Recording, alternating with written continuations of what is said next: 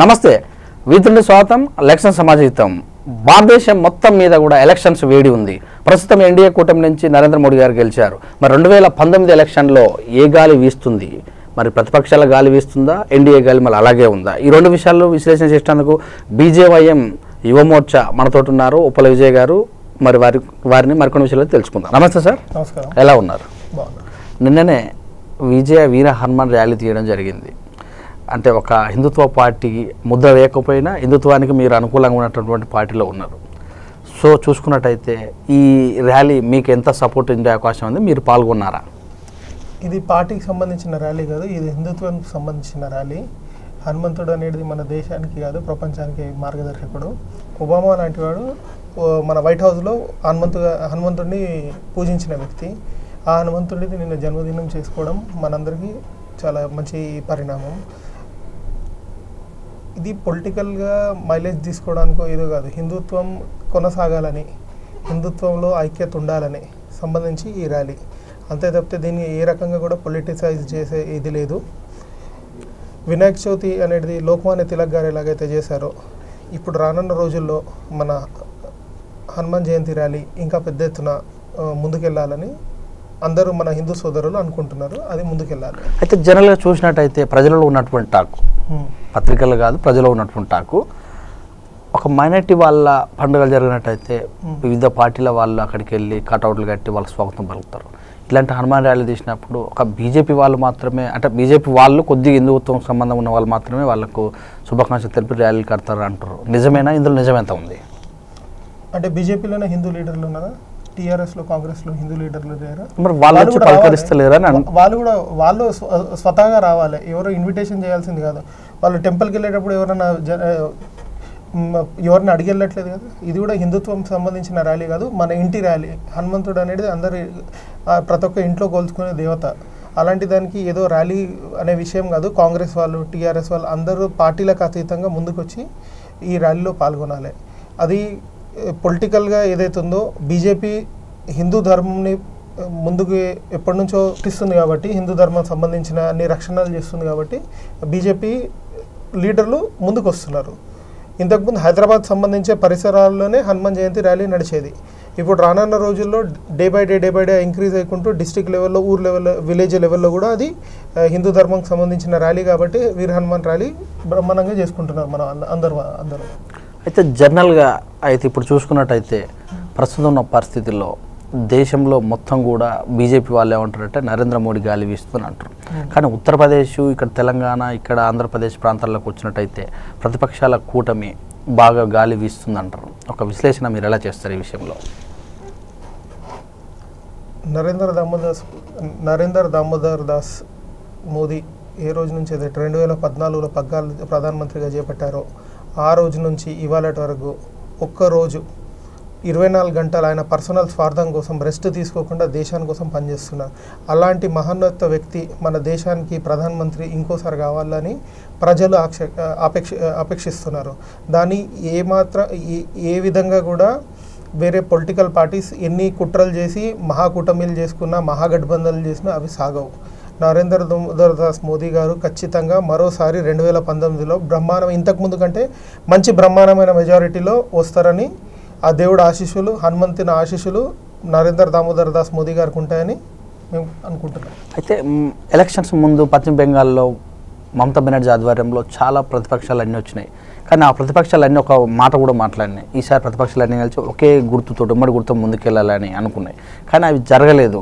వీటిని మీకు ఎలా లాభపడే అవకాశం ఉంది ఈ అంశంలో? 2019 ఈ ఎలక్షన్స్ ఏదైతుందో మోదీ ఎలక్షన్స్ అని ప్రతి ఒక్క ఇండివిజువల్కి తెలిసిన ఎలక్షన్స్ ఇవి. ఇదేదో ఒక పార్టీకి సంబంధించో లేకుంటే మన ఇండివిజువల్ సంబంధించిన ఎలక్షన్స్ కాదు. ఇక్కడ ఉన్నది 2019 ఎలక్షన్స్ మోదీ వర్సెస్ రాహుల్ గాంధీ అనేది ఉంది. వేరేది ఎక్కడ ఏం లేదు.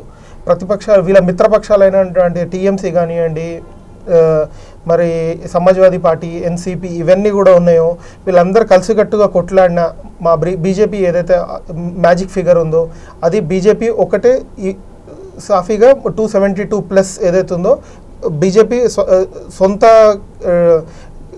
ఏదైతే ఉందో క్రెడిట్ తోటి క్రెడిట్తోనే వచ్చేస్తుంది మొత్తం మీద అంటే 272 సీట్లు మ్యాజిక్ ఫిగర్ అయితే మొత్తం దాటేస్తుంది. పోయినసారి 283 సీట్లు ఉండే. అయితే ఈ ఈక్వేషన్ చూసుకున్నట్టయితే మొన్న పశ్చిమ బెంగాల్ మమతా బెనర్జీ గారు అదే ర్యాలీ గురించి ఎవరైతే పనికి మాలిన వాళ్ళు ఉంటారో వాళ్ళే ర్యాలీలు తీస్తారని చెప్పింది. ఏదైతే విజయ ర్యాలీలు హనుమాన్ ర్యాలీలు ఇస్తారో ఈ కామెంట్కు బీజేపీ వాళ్ళు కానీ విశ్వ పరిషత్ వాళ్ళు పెద్ద ఆమెను కాంట్రవర్సీ చేయలేదు అని కూడా అంటున్నారు. ప్రతి ఒక్క విషయానికి స్పందించాల్సిన అవసరం లేదు. మమతా బెనర్జీ గారు ఒక మునిగే పడవ లాంటి పార్టీ అది టీఎంసీ. టీఎంసీ చేసిన వెస్ట్ పశ్చిమ బెంగాల్లో ఎన్నైతే అరాచకాలు ఉన్నాయో అందరికీ తెలిసినవే. సోషల్ మీడియాలో కానివ్వండి లేకుంటే న్యూస్లో కానివ్వండి వస్తున్నాయి, అందరూ చూస్తున్నారు ఆ విషయాలు. దానికి స్పందించడం ఓట్ ద్వారా స్పందిస్తారు. ఇవాళ డేట్లో పశ్చిమ బెంగాల్లో ఉన్న మన వాళ్ళు ఎవరైతే ఉన్నారో హిందువులు కానివ్వండి బీజేపీ సింపథైజర్స్ ఉన్నారో వాళ్ళు ఓట్ ద్వారా దాన్ని స్పందించి ఖచ్చితంగా బీజేపీ పశ్చిమ బెంగాల్లో 20+ ఫిగర్ని దాటుతుందని మా అంచనాలు. అయితే ఇక్కడ మేజర్గా అసెంబ్లీలో తీసుకున్నట్టయితే 118 సీట్లలో భారతీయ జనతా పార్టీ పోటీ చేయడం జరిగింది. కానీ 113 సీట్లలో సాక్షాత్తు ప్రభుత్వంలో ఉన్న వ్యక్తి కేటీఆర్ గారు సవాల్ విసిరారు. 113 సీట్లలో డిపాజిట్ దారదత్తు కాలేదు, మీ పార్టీ పార్లమెంట్లో పోటీ చేసినట్టు నైతిక విలువ కూడా లేదని చెప్పారు. ఇది ఎలా చూడాలి? కేటీఆర్ గారు అన్న వాస్తవం ఏదైతే విషయం చెప్పారో 118 సీట్లలో 113 సీట్ల విషయం ఏది అన్నారో అది ఆయన కూడా ఒక విషయం అన్నారు. సారు కారు 16 అని అన్నారు. వాళ్ళు కూడా సారు కారు 16 కాదు, అది 6 దాటారు వాళ్ళు. ఇవాళ మేము ఖచ్చితంగా ఇదే స్టూడియోలో 23వ తారీఖు మే 23 తర్వాత మళ్ళీ మేము వస్తాము. ఇదే విషయం మళ్ళీ మీకు ఏదైతే ఉందో జనాల ఎలక్షన్స్ రిజల్ట్స్ ఏదైతే ఉందో అది ఖచ్చితంగా మీకు అది వస్తుంది. మొత్తం మీద చూసినట్టయితే మీరు సికింద్రాబాద్లో మీ యొక్క క్యాండిడేట్ కిషన్ రెడ్డి గారిని నిలబెట్టారు. మీ సీటే అది లాస్ట్ టైం గతంలో దత్తాత్రేయ గారు ఉన్నారు. ఆ సీటు గెలుపు కోసం ఈసారి ఎలా ఉంటుంది? అక్కడ కిషన్ రెడ్డి గారు బ్రహ్మాండమైన మెజారిటీతో గెలుస్తారు, దాంట్లో ఎటువంటి సందేహం లేదు. అన్ని అసెంబ్లీ సెగ్మెంట్స్లో బ్రహ్మాండమైన మెజారిటీ వస్తుంది. ఇప్పుడు సికింద్రాబాద్ అసెంబ్లీలో పార్లమెంట్ సంబంధించి మేము కూడా అదే పార్లమెంట్లో ఓటేసిన వాళ్ళము. మేము ఎంతమందిని కనుక్కున్నా అందరూ ఒకటే విషయం చెప్పారు, ఏంటంటే ఈ ఎలక్షన్స్ మోదీ గారి ఎలక్షన్స్, ఖచ్చితంగా మోదీ గారిని గెలిపించి తీరుతాము అనే విషయము ప్రతి ఒక్క వారికి తెలుసు. కాబట్టి ప్రతి ఒక్కరు మ్యాక్సిమంగా మా అంచనాల ప్రకారం కిషన్ రెడ్డి గారు మినిమం 1,50,000 నుంచి 2 లక్షల ఓట్ల పైచిలుకు ఓట్లతో గెలుస్తారని మా అంచనాలు. అయితే మీ నమ్మకం ప్రకారం ప్రతిపక్ష పార్టీలు చెప్పుకుంటున్నది అంటే కాంగ్రెస్ పార్టీ అంజన్ కుమార్ యాదవ్ గారు లాస్ట్ టైం నేను 10 ఇయర్స్ ఇక్కడ గెలిచాను, మినిస్టర్ కూడా చేశాను, డెవలప్మెంట్ చేశానని చెప్పుకొచ్చారు.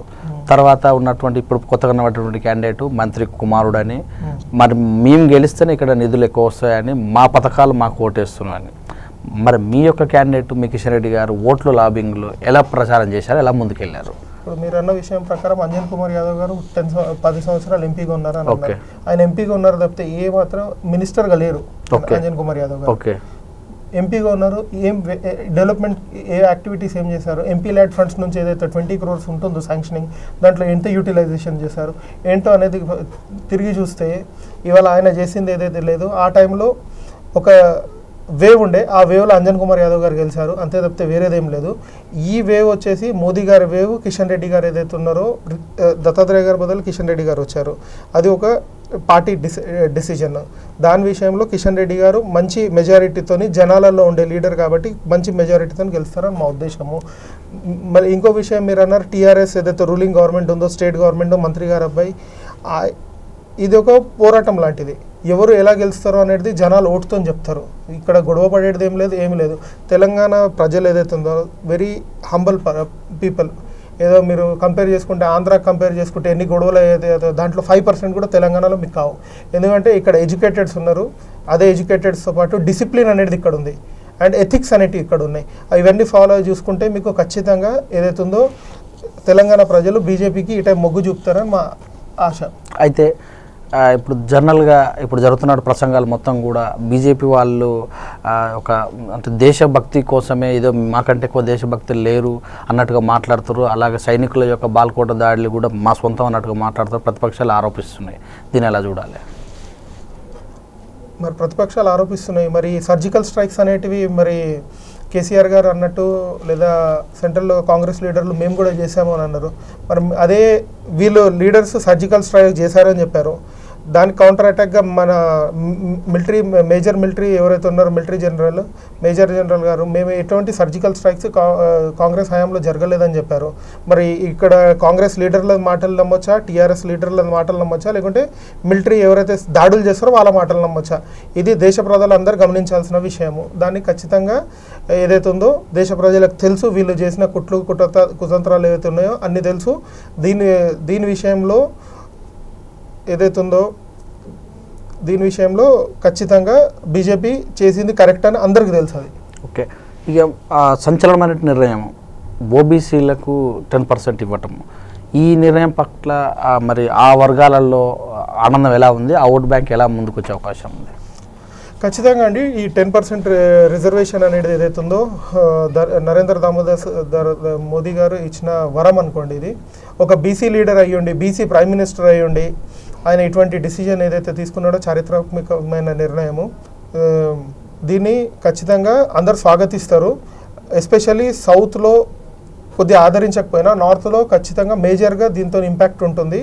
ఈ ఓసీ రిజర్వేషన్ అనేది నార్త్లో ఎంతనైతే మేజర్గా ఇంపార్టెన్స్ ఉందో సౌత్లో మన ఎడ్యుకేటెడ్ పీపుల్ ఉండి ఎంప్లాయ్మెంట్లో ఉండేటప్పటికీ ఇక్కడ అది 50% ఇంపాక్ట్ చూస్తుంది కదా. అదే నార్త్లో వచ్చేసి 100% ఇంపాక్ట్ చూస్తుందని మా ఉద్దేశం దీని విషయంలో. అయితే ఇప్పుడు ప్రభుత్వ పరంగా వస్తే లాస్ట్ టైం చంద్రబాబు నాయుడు గారు మీకు మద్దతు ఇచ్చారు. ఆ మద్దతుతోటే 1-2 సీట్లు అక్కడ గెలవడం కూడా జరిగింది. ప్రజెంట్ తను దూరం అయ్యాడు. దేశం మొత్తం తిరుగుతూ ఒక ఫ్రంట్ ఏర్పాటు చేయాలన్నట్టుగా బల్పం కట్టుకొని కూడా తిరుగుతున్నారు. మరి ఈ తెలంగాణ, ఈ ఆంధ్రప్రదేశ్ రెండులలో మీరు భర్తీ చేసేటువంటి సీట్లు ఎన్ని ఉన్నాయి, ఎలా ఉన్నాయి? ఇప్పుడు సెంట్రల్ ఇంటెలిజెన్స్ ప్రకారం బీజేపీకి తెలంగాణలో 4 సీట్లు వస్తాయని అంచనాలు. ఓకే. అండ్ ఆంధ్రాకి సంబంధించి 3 నుంచి 4 అక్కడ కూడా వస్తాయని అంచనాలు. ఓకే. చంద్రబాబు నాయుడు గారు ఫ్రంట్ అనుకోనివ్వండి, ఆయన టెంట్ అనుకోనివ్వండి, ఓకే, తెలంగాణ ప్రజలు ఎలాగైతే తిరగబడి ఆయనకు హైదరాబాద్ నుంచి పంపించారో అదే రకంగా దేశంలో కూడా ఆయన గురించి అదే రకంగా ఇంటికి పంపిస్తారు. ఓకే. చంద్రబాబు నాయుడు అనే పర్సన్ ఇవాళ ఆయన సొంత ప్రయోజనాల కోసము ఏదైతుందో స్పెషల్ స్టేటస్ ఇవ్వలేదు అనే విషయము మాట్లాడి ఆయన చేసుకున్నాడు తప్పితే బీజేపీ ఎప్పుడు దానికి వెనకాడలేదు. బీజేపీ ఏవైతే మాటలు చెప్పిందో అవన్నింటినీ కట్టుబడి ఖచ్చితంగా నిర్వహించిన విషయాలు ఉన్నాయి ఆంధ్రాకి సంబంధించి. ఓకే.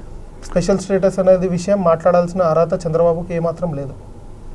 అయితే ఒక సర్వేలో, పీపుల్ సర్వేలో కానీ ఇంకో సర్వేలో ఏం చెప్తుందంటే దక్షిణ భారతదేశంలో 130 సీట్లకు గాను మరి ఈసారి బీజేపీ ప్రభావం చూపలేకపోతుంది. అది ఒకటి ఏదంటే బీజేపీ జాతీయవాదమైన హిందుత్వవాదం కాడుతోటి అక్కడ జరుగుతున్నటువంటి ఆ ప్రభావం ఇక్కడ లేదు. రెండవది ఏదైతే సైనికులను బాల్కోట ఉపయోగించుకున్న ప్రభావం లేదు అని కూడా అంటారు. ఈ 2 ప్రభావాలతోటైనా భారతీయ జనతా పార్టీ దక్షిణ భారతదేశంలో వెళ్ళేది ఇంకేమన్నా? ఫస్ట్ ఆఫ్ ఆల్ సౌత్లో 130 సీట్స్ సంబంధించి కర్ణాటక ఉంది. ఓకే. కర్ణాటకలో మాకు మంచి లాస్ట్ టైం కంటే మంచి ఫిగర్స్ వస్తాయని ఆశిస్తున్నాము. ఓకే. తెలంగాణలో మంచి ఫిగర్స్ వస్తాయని ఆశిస్తున్నాము. ఓకే. ఆంధ్రాలో లాస్ట్ టైం కంటే మంచి ఫిగర్స్ వస్తాయని ఆశిస్తున్నాము. కేరళలో కూడా ఖచ్చితంగా 2 నుంచి 3 సీట్లు వస్తాయని మేము ఆశిస్తున్నాము. ఓకే. అదేవిధంగా తమిళనాడులో మా మిత్రపక్షమైన ఏఐఏడిఎంకేతో మాకు అలయన్స్ ఉంది కాబట్టి వాళ్ళు మేము కలిసి పోటీ చేసాం కాబట్టి అక్కడ కూడా మంచి రిజల్ట్స్ వస్తాయి. ఓకే.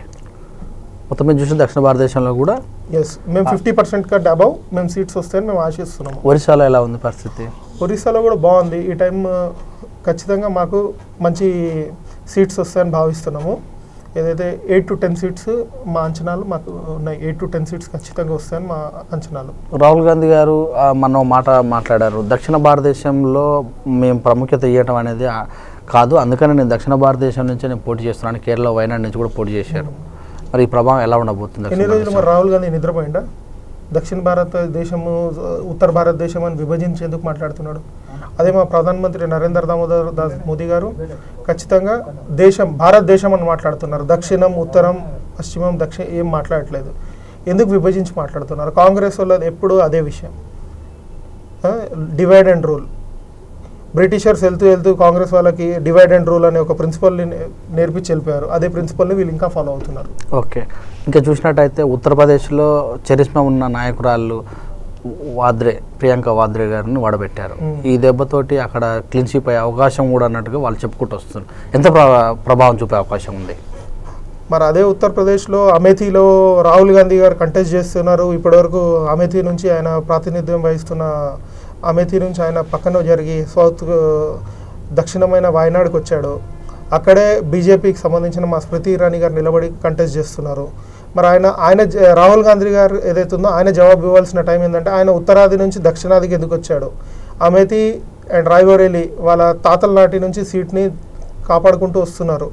ప్రజలు అక్కడ వాళ్ళకి వెన్నుకొని ఏదైతే ఉందో వాళ్ళని డెవలప్మెంట్ కొరకు వాళ్ళని వెనుకున్నారు. కానీ ఏమాత్రం డెవలప్మెంట్ చేయలేదు. ఈ మధ్యకాలంలో మోదీ గారు అమేథీలో ఏదైతే డెవలప్మెంట్ ప్రాజెక్ట్స్ చేశారో ఆ నమ్మకంతో మాకు ఖచ్చితంగా అమేథీలో కూడా స్మృతి ఇరానీ గారు గెలుస్తారని మా ఏదైతే ఉందో ఎక్స్పెక్టేషన్స్ ఉన్నాయి. అయితే 24 సంవత్సరాల తర్వాత ఒకే వేదికపై బీఎస్పీ నేత బీఎస్పీ మాయావతి గారు, ఎస్పీ నేత ములాయం సింగ్ గారు నిన్ననే కలవటం కూడా జరిగింది. అయితే ఇంతకుముందుకు జరిగినటువంటి ఎలక్షన్లో 3 పార్టీలు విడివిడిగా పోటీ చేయడం వల్ల మైనారిటీ ఓట్లు చీలిపోయి బీజేపీ గెలిచింది. ఈసారి అలా గెలిచే వీలు లేదు అన్నట్టుగా మాట్లాడుకొస్తున్నారు. త్రిబుల్ తలాక్ తీసుకొచ్చినటువంటి దాని అంశంలో మీ వరకు మైనారిటీ ఓట్లు ఎలా లాభపడే అవకాశం ఉంది ఈ విషయంలో? మాయావతి గారు, ములాయం సింగ్ గారు ఏదైతే ఉందో ఇవాళ మోదీ గారిని ఏదో గద్దె దించడానికి అనే ఉద్దేశం తప్పితే వేరే ఏ ఆస్పెక్ట్లో కూడా వాళ్ళు కలిసేది కాదు. ఇంతకుముందు ఎడముఖం పెడముఖం వైరల్ ఉన్న వ్యక్తులు ఇవాళ ఒక స్టేజ్ మీదకి వచ్చారు. ఎందుకు? ఒక రీజన్ ఏంటంటే మోదీ గారిని గద్దె దించడం. ఒక ఉత్తరప్రదేశ్ అనేది 75 సీట్స్ 76 సీట్స్ ఉన్న స్టేట్, అక్కడ కీ ఫ్యాక్టర్ అవుతుంది. కానీ ఇంతకుముందు ఏదైతే మాకు 72 సీట్స్ వచ్చాయో అవే 72 సీట్స్ ఇంకా మా ఖాతాలో ఉంటాయని మా నమ్మకము. ఖచ్చితంగా ఇప్పుడు అక్కడ ఉన్న మా యోగి ఆదిత్యనాథ్ గారు ముఖ్యమంత్రిగా మంచి బాధ్యతలు నిర్వహిస్తున్నారు. అదే ఫలితాలు ఖచ్చితంగా మోదీ గారు వారణాసి నుంచి ఏదైతే ఉందో వారణాసిలో డెవలప్మెంట్ ప్రాజెక్ట్స్ చేశారు. అవి ఖచ్చితంగా ఇవన్నీ ప్లస్ అయ్యి మాకు 72 సీట్స్ ఏవైతున్నాయో మేము రీటైన్ చేసుకుంటామని మేము ఆశిస్తున్నాం ఉత్తరప్రదేశ్. ఈ ఉదండులైనటువంటి జోషి గారిని, మన అల్కా అద్వార్ గారికి సీట్ ఇవ్వకపోవడము, అంటే సీనియర్లకు బీజేపీ పార్టీ విలువ ఇవ్వట్లేదని రాహుల్ గాంధీ గారు కూడా ఒక మాట అన్నారు. మరి ఇది ఏ రకంగా లాభపడే అవకాశం ఉందా, లేకపోతే నష్టం చేకూర్చే అవకాశం ఉందా? అద్వానీ గారు బీజేపీ పార్టీకి పితామహులు.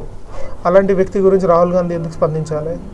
మరి అదే విషయము మరి వాళ్ళ కాంగ్రెస్లో ఉన్న క్యాడర్ లీడర్లో సీనియర్ లీడర్స్ ఉన్నారే వాళ్ళందరికీ ఎందుకు కంటెస్ట్ చేయనియట్లేదు? వాళ్ళు కూడా కంటెస్ట్ చేయనివ్వనండి. దాని తర్వాత అద్వానీ గారు కంటెస్ట్ చేయాలో లేదో అని చేయాలి. ఆయన 90 ఇయర్స్ ప్లస్ ఉన్న వ్యక్తి, ఆయనకి ఇవాళ రెస్ట్ ఇవ్వకపోతే ఇంకెప్పుడు రెస్ట్ ఇస్తారండి? మురళీ మనోహర్ జోషి గారి ఏజ్ ఎంత? ఆయన రెస్ట్ తీసుకోవద్దా? లైఫ్లో ప్రజల కోసం సేవ చేశారు వాళ్ళు. ఇవాళ టైం వచ్చింది వాళ్ళకి ఫ్యామిలీతో టైం స్పెండ్ చేయాలి. ఈ టైంలో కూడా వాళ్ళు ఇవన్నీ పొలిటికల్గా మాట్లాడి ఇది ఎంతవరకు కరెక్ట్ అని రాహుల్ గాంధీకి నేను చెప్తాను, ఛాలెంజ్ చేస్తున్నాను ఇది. ఓకే, మరి ఇప్పుడు అమిత్ షా గారు గాంధీ నియోజకవర్గం నుంచి పడుతున్నారు, గాంధీనగర్ నుంచి. అక్కడ కురుబుద్దులో 6 సార్లు గెలిచినటువంటి ప్లేస్. అక్కడ మరి ఎలా ఉండబోతుంది సార్? ఖచ్చితంగా అమిత్ షా గారు, అద్వానీ గారు ఏదైతే రికార్డ్స్ ఉన్నాయో దాన్ని మెయింటైన్ చేసుకుంటూ ఈ టైం ఖచ్చితంగా పార్లమెంట్లో అమిత్ షా గారు అహ్మదాబాద్ నుంచి మంచి ఫలితాలతోని ఖచ్చితంగా వస్తారని మా నమ్మకం. అయితే ప్రతిపక్షాలు బాగా ఇప్పుడు కూడా ఆరోపిస్తున్నాయి, కేంద్రంలో నరేంద్ర మోడీ గెలిచి చేసింది ఒకటి జిఎస్టీ, నోట్ల రద్దు మాత్రమే, ఇంకేం చేయలేదు అంటారు. ఈ రెండింటి వల్ల ప్రభావం ఎలా ఉండబోతుంది? విపక్షాలు జిఎస్టీ విషయం చెప్తుంది. జిఎస్టీ అనేది ఇంప్లిమెంట్ చేశాక ఇవాళ ఈ 2.5 years of the GST post implementation ఇవాళ కంట్రీ ప్రోగ్రెస్ ఎలా అయింది? కంట్రీ రెవెన్యూ ఎంత ఉంది? Per month GST is getting a revenue of 1 lakh crores, out of which 50,000 has been distributed to states, and 50,000 is distributed among the center. అలాంటిది ఇంకా 6 lakh crores additional revenue తీసుకొచ్చిన ఘనత నరేంద్ర దామోదర్ దాస్ మోదీ గారిది. Demonetisation అనేది ఒక చారిత్రాత్మకమైన నిర్ణయము. దీని విషయంలో ప్రతిపక్షాలకు మాట్లాడే అర్హత కూడా లేదు. 2000 మరి రాహుల్ గాంధీ ప్రతిపక్ష నేతగా బ్యాంక్ వెళ్ళి 2000 రూపీస్ నోట్ తీసుకొచ్చాడు. అదే 2000 రూపీస్ నోట్ ఇవాళ కూడా ఖర్చు పెట్టుకుంటున్నాడా? అప్పటి నుంచి ఇవాళ వరకు బ్యాంక్ వెళ్ళేదే ఎందుకు? పొలిటికల్ స్టంట్స్ ఎందుకు మరి రాహుల్ గాంధీది? వెళ్ళాల్సింది మళ్ళీ 4 సార్లు వెళ్ళి డ్రా చేసుకోవాల్సింది డబ్బులు. ఎందుకు డ్రా చేసుకోలేదు? ఆయన అకౌంట్లో డబ్బులు లేవా? ఆయన అఫిడవిట్లో చూపించిన డబ్బులు ఎందుకు డ్రా చేసుకోలేదు మరి? ఇవన్నీ విషయాలు ఉన్నాయి. జిఎస్టీ అనేది one of the best and foremost country growth గురించి వచ్చిన రెవెన్యూ ఆస్పెక్ట్స్లో జిఎస్టీ మించిన ఇది ఏది లేదు. జిఎస్టీ సాఫ్ట్వేర్ సంబంధించి అది ట్రేడర్స్కి అండ్ బిజినెస్ మ్యాన్కి ఎప్పుడైనా యూస్ఫుల్ అయిన ఇది జిఎస్టీ అనేది. జిఎస్టీ గురించి టోటల్గా ఏదైతే ఉందో ఒక్కసారి జిఎస్టీ సిస్టమ్ని తెలుసుకున్న వాళ్ళు జిఎస్టీని ఖచ్చితంగా అప్రిషియేట్ చేస్తారు. Whether it is contractor, whether it is a development company, construction company, whether they are into production company, whether manufacturing side, ఎవరున్నా ఖచ్చితంగా దీన్ని అప్రిషియేట్ చేస్తారు. ఇవాళ మీరు ఏ ట్రేడ్ వర్కర్కి వెళ్ళండి, ఒక ప్రింటింగ్ ప్రెస్కి వెళ్ళండి, ప్రింటింగ్ ప్రెస్కి వెళ్ళి మీరు జిఎస్టీ రావడంతో మీకు లాభమైందా నష్టమైందా అనే విషయం అడగండి. ఒక కాంట్రాక్టర్ దగ్గరికి వెళ్ళండి, ఆయనకు లాభమైందా నష్టమైందా అనే విషయం అడగండి. ఒక చిన్న సామాన్య ట్రేడర్ దగ్గరికి వెళ్ళండి, లాభమైందా నష్టమైందా అనేది అడగండి. దాని తర్వాత ఏదైతుందో విపక్షాలు ట్రేడర్స్కి నష్టమైంది, ఇలాంటి చర్యలతో ఇబ్బంది పడుతుంది అనే విషయం మాట్లాడితే అది ప్రతిపక్షాలకి వచ్చిన అడ్వాంటేజ్. కానీ అన్ని రకాలుగా కంట్రీకి మంచి ఫ్లరిష్ అవుతున్న టైంలో జిఎస్టీ గురించి ఎలా మాట్లాడగలుగుతారు రాహుల్ గాంధీ లాంటి వ్యక్తి? అయితే గరీబ్ హఠావో నినాదం తీసుకొచ్చినటువంటి కాంగ్రెస్ పార్టీ ప్రజెంట్ కూడా న్యాయ్ అనే ఒక పథకంతో సంవత్సరానికి 72,000 ఇస్తామని అంటాం. ఈ నినాదము సామాన్యునికి చేరి మాకు ఓట్ల రూపకంగా గుప్పిస్తారు అనే కాన్ఫిడెంట్ తోటి కూడా ఉంది. ఈ నినాదాన్ని మీరు ఎలా ఎదుర్కొంటున్నారు మీ పార్టీ తరఫున? ఇదొక రాహుల్ గాంధీ 72,000 పర్ ఇయర్ ఏదైతే 5 crore అండర్ ప్రివిలేజ్డ్ ఫ్యామిలీస్కి ఇస్తా అన్నారో దాన్ని ఐడెంటిఫై ఎలా చేస్తాడు, దాని అనాలిసిస్ ఏంటి అనే విషయం ఆయన క్లారిటీ ఇవ్వలేదు. మళ్ళీ ఇదొక రకమైన కాంగ్రెస్ పార్టీ స్కామ్లకు పెట్టింది పేరు, దాన్ని ప్రోత్సహించడం తప్పితే వేరే ఎటువంటి ప్రయోజనాలు లేవు దాంట్లో. 72,000 అనేది ఎవరికి ఇస్తారు? 5 crore పీపుల్ ఎవరైతే ఇస్తా అన్నారో అండర్ ప్రివిలేజ్డ్, దాన్ని సెగ్మెంటేషన్ ఎలా చేస్తాడు అంటే ఇవాళ ప్రతి ఒక్క ఊరిలో colour TV, mobile phone, fridge లేని ఊరు ఏదైనా ఉందా, ఇల్లు ఏదైనా ఉందా, దాన్ని ఎలా సెగ్మెంట్ చేస్తాడు? ఒక గుడిసెలో ఉన్నవాడికి ఇస్తాడా, ఒక కన్స్ట్రక్టెడ్ హౌస్లో ఉన్నవాడికి ఇస్తాడా, ఒక మీడియం డబుల్ బెడ్రూమ్లో ఉన్న ఇంట్లో వాడికి ఇస్తాడా, ఒక బంగ్లాలో ఉన్నవాడికి ఇస్తాడా, ఎవరికి ఇస్తాడు? ఇది అది క్లారిటీ ఇవ్వాలి ఫస్ట్. అండ్ ఈ స్కీమ్తోని వచ్చే ఎక్స్చెక్కర్కి వచ్చే లాస్ ఏంటి? Per year 3 lakh to 4 lakh crores burden గవర్నమెంట్కి వస్తుంది. కాంగ్రెస్ చేసిన 2014లో ఏదైతే మొత్తం స్కామ్లు చేసి మోదీ గారికి ఏదైతే అప్పచెప్పిందో ఆ టైంలో మోదీ గారు పార్టీ ప్రైమ్ మినిస్టర్గా పొజిషన్కి వచ్చారో ఆ రోజు ఏదైతే దేశం ఉందో భారతదేశం పరిస్థితి దయనీయంగా ఉండేది. ఇవాళ ఎన్నో రెవెన్యూస్ని జనరేట్ చేసి ఎన్నో ఆస్పెక్ట్స్లో విజయవంతంగా అన్ని ఫలితాలు తీసుకొచ్చి దీన్ని ఏదైతే ఉందో రెవెన్యూ జనరేటింగ్గా కంట్రీని ముందుకు తీసుకెళ్తున్నాడు. ఇంటర్నేషనల్లీ ఇవాళ ఇండియాకి ఏదైతే గుర్తింపు ఉందో ఆ గుర్తింపుని కాంగ్రెస్ తేలేకపోయింది, ఫెయిల్ అయింది దాంట్లో. అయితే ఈ భారతీయ జనతా పార్టీ ఎన్డీఏ కూటమిలో వచ్చిన తర్వాత నిరుద్యోగులు చాలామంది పెరిగిపోయారు అన్నట్టుగా చెప్తున్నారు ప్రతిపక్షాలు. నిజమేనా? ఇంతలో నిజమెంత ఉంది? మరి డేటా చూసుకుంటే నిరుద్యోగులు పెరిగిందని అంటున్నారు. ఇండస్ట్రియల్ మ్యానుఫ్యాక్చరింగ్ ఏదైతే ఉందో అనాలిసిస్ తీసుకోండి, లేబర్ అనాలిసిస్ తీసుకోండి, ఇవన్నీ ministry of labour and employment already release చేసింది మీడియాలో. ఇక్కడ ఎంప్లాయ్మెంట్ కాలేదు. సరే ఎంప్లాయ్మెంట్ పెరిగితే ఇన్ఫ్లేషన్కి ఇంపాక్ట్ కావాలి, మరి ఇవాళ ఇన్ఫ్లేషన్ అలాగే ఉంది కదా, మరి ఏది లేదు, జస్ట్ బేస్లెస్ అలిగేషన్స్ తప్పితే వేరేది ఏం లేదు దీంట్లో. ఓకే. అయితే 2022 కల్లా ప్రతి ఒక్క సామాన్యుడికి ఇల్లు కట్టిస్తామని మోడీ గారు అప్పుడే ఇచ్చారు నినాదం. మరి ఈ 5 సంవత్సరాల్లో ఇల్లు ఎలా ఉంది, వాటి పురోగతి? ఇవాళ మీరు కేసీఆర్ గారు చూస్తున్న 2 bedroom ఫ్లాట్స్ ఏవైతే ఉన్నాయో దాంట్లో సెంటర్ కోటా ఎంత ఉందండి? More than 50% contribution by centre. Okay. మరి ఆ విషయం కేసీఆర్ గారు చెప్పారు. అలాంటి ఆస్పెక్ట్స్లో ఎన్నో నేషనల్ వైడ్గా కన్స్ట్రక్షన్ యాక్టివిటీస్ జరుగుతున్నాయి. ఓకే. దాన్ని ఖచ్చితంగా మోదీ గారు ఏదైతే చెప్పారో ఆ విజన్ ప్రకారం ఖచ్చితంగా ముందుకు తీసుకెళ్తారు దాన్ని. ఓకే. ఇక మీ పథకాలన్నీ కూడా మా రాష్ట్ర ప్రభుత్వ పథకాలే కాపీ చేశారు. రైతు బంధు పథకం సంవత్సరానికి మీరు 6,000 ఇస్తారు, మేము 10,000 ఇస్తున్నాం అన్నట్టుగా చెప్పుకొస్తున్నారు. దీన్ని ఎలా తిప్పికొడతారు మీరు? రైతు బంధు పథకం అనేది స్టేట్ గవర్నమెంట్ ఇక్కడ ఇనిషియేటివ్ తీసుకొని స్టార్ట్ చేసింది. దీన్ని ఒక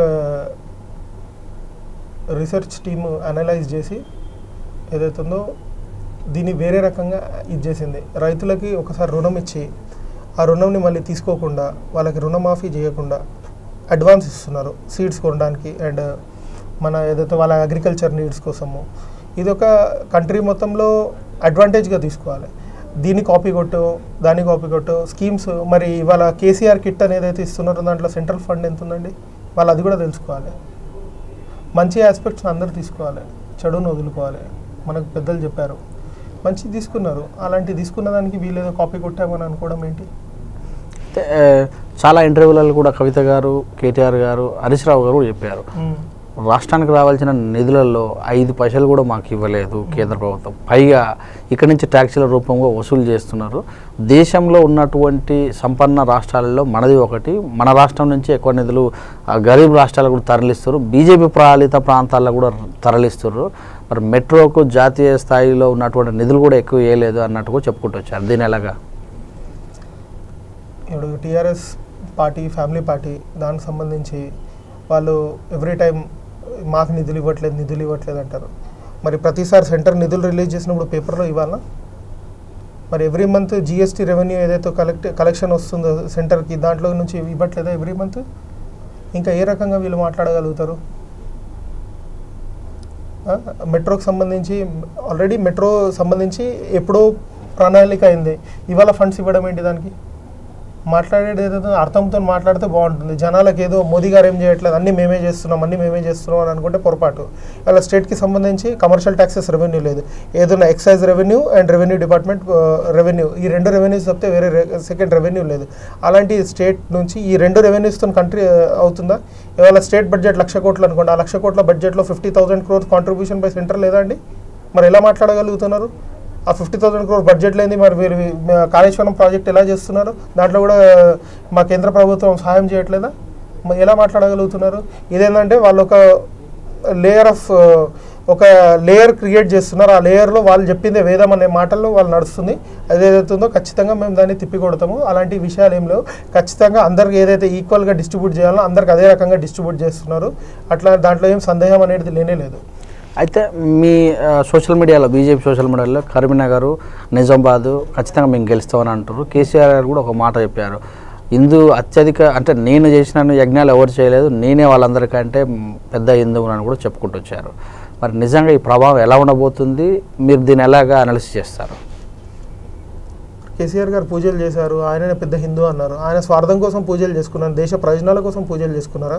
దేశ ప్రయోజనాల కోసం పూజలు చేసేది ఉందంటే సెక్రటేరియట్కు వచ్చి పూజలు చేయాల్సింది. ఫామ్ హౌస్లో కూర్చొని పూజలు ఎవరు చేస్తున్నారండి? అది స్థానబలం ఎవరికి ఉంటుంది? పూజ ఎందుకు చేస్తారు? అసలు ఎవరైతే చేస్తున్నారో పూజ వాళ్ళకి లాభం కలగాలని, అలాంటి పూజ మరి ఫామ్ హౌస్లో ఎందుకు చేశారు? రాష్ట్ర ప్రజలకి కావాలని అనుకుంటే సెక్రటేరియట్లో పూజ చేయాల్సింది బాగుండేది. అంటే ఆయన ఒకరు పూజలు చేసే కానీ ఆయన యజ్ఞాలు చేసే కానీ ఆయన పెద్ద హిందూ అయిపోయినా, మరి అదే హిందువులో బంధువులు కూడా అని అన్నాడు కదా, మరి అదేంటి? మరి ఖచ్చితంగా మేము ఇక్కడ ఏదైతుందో 4 సీట్లు గెలుస్తున్నాం, 4 నుంచి 5 సీట్లు గెలుస్తున్నాము. ఇది కేసీఆర్కి పెద్ద గుణపాఠం అవుతుందని మేము ఆశిస్తున్నాము. ఓకే, ఇప్పుడు ఈ 4 సీట్లలో ఏవే ఉండొచ్చు అందాజు? మహబూబ్ నగర్ ఉందండి, డికే అరుణమ్మ గారు గెలుస్తారని మా అంచనాలు. కిషన్ రెడ్డి గారు గెలుస్తారు, అదే రకంగా బండి సంజయ్ గారు గెలుస్తారు, ధర్మపురి అరవింద్ గారు గెలుస్తారని మా అంచనాలు. అండ్ మళ్ళీ ఇంకోటి చెవెల ఏదైతుందో ఖచ్చితంగా మేము గెలుస్తామని మా అంచనాలు ఉన్నాయి చెవెలలో కూడా. ఓకే, మొత్తం మీద దేశం మొత్తం మీద ఎన్డీఏ కూటమి ఎన్ని సీట్లు వచ్చే అవకాశం ఉంది? మేము ఆఫ్ ద రికార్డ్ అనుకుంటే 300 మార్క్ క్రాస్ అవుతామండి. ఓకే, అది మేము ఇప్పుడు అఫీషియల్గా చెప్పలేము. ఓకే, నా పర్సనల్ ఒపీనియన్ ఇది. మేము 300 ఫిగర్ని మేము పర్సనల్గా ఖచ్చితంగా దాటుతాం. అయితే ఈ దఫా భారతీయ జనతా పార్టీ ఎట్టు పరిస్థితులకు గెలవనీయము, ప్రతిపక్షాలదే సీఎం పీఠం అని కూడా అఖిలేష్ యాదవ్ కూడా చెప్పారు. అఖిలేష్ యాదవ్ ఎక్కడండి? ఆ 75 సీట్ల ఇంపాక్ట్ తప్పితే వేరే ఎక్కడైనా అఖిలేష్ యాదవ్ తిరుగుతున్నాడా? మహారాష్ట్ర ఎక్కడ ఉందండి? రాజస్థాన్, మధ్యప్రదేశ్, ఛత్తీస్గఢ్, ఇవన్నీ స్టేట్స్లో ఎవరు గెలుస్తారండి? గుజరాత్, జార్ఖండ్, బీహార్, ఇవన్నీ స్టేట్స్లో ఎవరు చరిష్మా ఉందండి? అఖిలేష్ యాదవ్ 75 సీట్స్కి తప్పితే వేరే ముందుకు ఎక్కడికైనా వెళ్ళి మాట్లాడుతున్నాడా? ఇక లేదో చంద్రబాబు నాయుడు హెలికాప్టర్ వేసుకొని అందరి దగ్గరకు తిరిగి మోదీకి ఓటు వేయకండి అని అంటే చంద్రబాబు నాయుడు మాటలు చెప్పింది ఇవాళ నమ్మడానికి ఎవరు లేరు. చంద్రబాబు నాయుడు అని అసలు ఆంధ్ర ప్రజలే తిప్పి కొడతారు, దేశ ప్రజలైతే ఇంకా పర్వే తిప్పి కొడతారు. ఓకే, అయితే ఇప్పుడు కాశ్మీర్ అంశంకి వస్తే 370D దాన్ని మేము ఖచ్చితంగా ఈసారి వస్తే నిషేధిస్తామని అంటారు. సాధ్యమయ్యే పని అనేది 100% అండి. 300 మార్క్ దాటితే ఖచ్చితంగా వస్తుంది. 370 ఆర్టికల్ చేస్తే ఏమవుతుంది? ఇక్కడ ఏదైతే వీళ్ళు ఫండింగ్ చేస్తున్నారో స్టోన్ పెల్టర్స్కి, వాళ్ళంటి దానికి అక్కడ ఇండస్ట్రీస్ వచ్చినాయంటే అక్కడ గ్రోత్ వస్తే ఆటోమేటిక్గా యూత్ అక్కడికి వెళ్ళిపోతే ఇక్కడ ఎవరు చేస్తారండి? ఓకే, ఇండస్ట్రియల్ గ్రోత్ ఉందా కశ్మీర్లో? కశ్మీర్కి ఇవాళ దుస్థితి ఏంటంటే కశ్మీర్లో కశ్మీరీస్ తప్పితే వేరే వాళ్ళు ఏం ప్రాపర్టీ కొనలేని పరిస్థితి.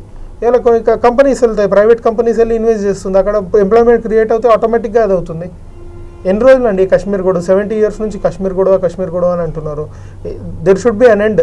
ఖచ్చితంగా ఏదైతుందో ఇంటర్నేషనల్ ప్రెషర్తోని ఈ 5 ఇయర్స్లో రానున్న రోజులలో పాకిస్తాన్కి ఖచ్చితంగా మంచి గుణపాఠం నేర్పించి ఖచ్చితంగా కశ్మీర్లో కూడా డెవలప్మెంట్ ఏదైతే ఉందో మంచి జరిపించి ఖచ్చితంగా కశ్మీర్ యూత్ కూడా ఎంప్లాయ్మెంట్ కల్పించే బాధ్యత మోదీ గారిది ఉంది.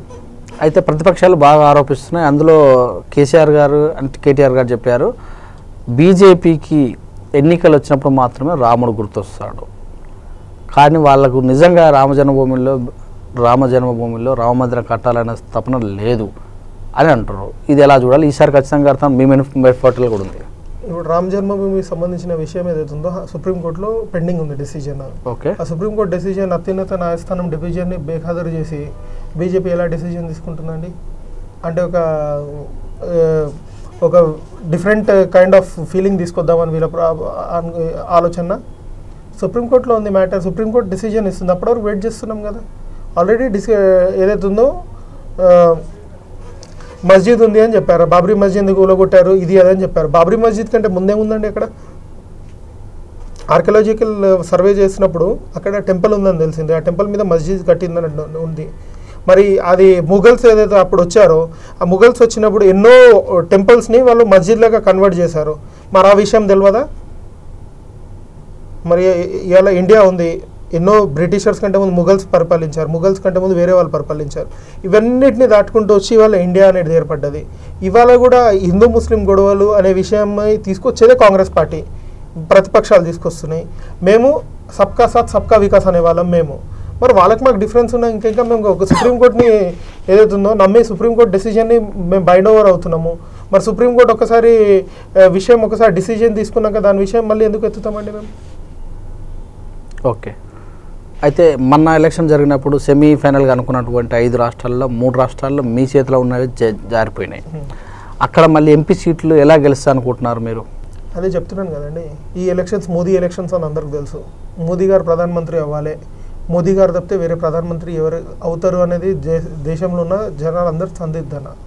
దాన్ని ఖచ్చితంగా ఏదైతే ఉందో బీజేపీ పార్టీ మోదీ ఖచ్చితంగా ప్రధానమంత్రి అవుతారని అందరికీ ఆశాజనకం. 3 రాష్ట్రాలు ఓడిపోయినంత మాత్రాన వెరీ లీస్ట్ మార్జిన్తో ఓడిపోయిన ఇవన్నీ. మధ్యప్రదేశ్ చూసుకోండి, రాజస్థాన్ చూసుకోండి, నెక్ ఆన్ నెక్ ఉండే. మధ్యప్రదేశ్లో ఇవాళ ఏదైతే ఉందో 3 మంత్స్లో రైతు రుణమాఫీ చేస్తా అని చెప్పి ఒక్కొక్క రైతుకి చీట్ చేశారు. ఇవాళ పవర్ కట్ అనేది 15 ఇయర్స్ మా శివరాజ్ సింగ్ చౌహాన్ గారి ఆధ్వర్యంలో ఎప్పుడు పవర్ కట్ లేని ఇవాళ పవర్ కట్స్ అవుతున్నాయి. ఇలాంటివన్నీ ఏవైతే ఉన్నాయో వాళ్ళు హ్యాండిల్ చేయలేకపోతున్నారు సిచ్యువేషన్ని. ఆ హ్యాండిల్ లేని సిచ్యువేషన్ అక్కడ జనాలకు అర్థమవుతుంది, వాళ్ళే ఓటేసి గెలిపిస్తారని మా. అయితే తెలుగు రాష్ట్రాలకు చూస్తే తెలుగు రాష్ట్రాల్లో చాలా వరకు కూడా విశ్వ హిందూ పరిషత్ వాళ్ళు, ఆర్ఎస్ఎస్ వాళ్ళు, ఏబీపీ వాళ్ళు చాలామంది ఉన్నారు. కానీ పార్టీ పుంజుకోకపోవడానికి కారణాలు ఏమై ఉండొచ్చు అని ప్రజలలో సందిగ్ధంగా ఉంది. నాయకత్వ లక్షణాల లేకపోతే ఏమై ఉండొచ్చు?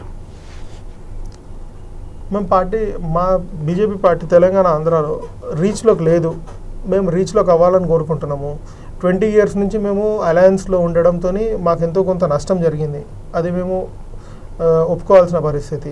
ఇవాళ డేట్లో 20 ఇయర్స్ తర్వాత ఫస్ట్ టైం మేము 119 సీట్స్లో కంటెస్ట్ చేసాము.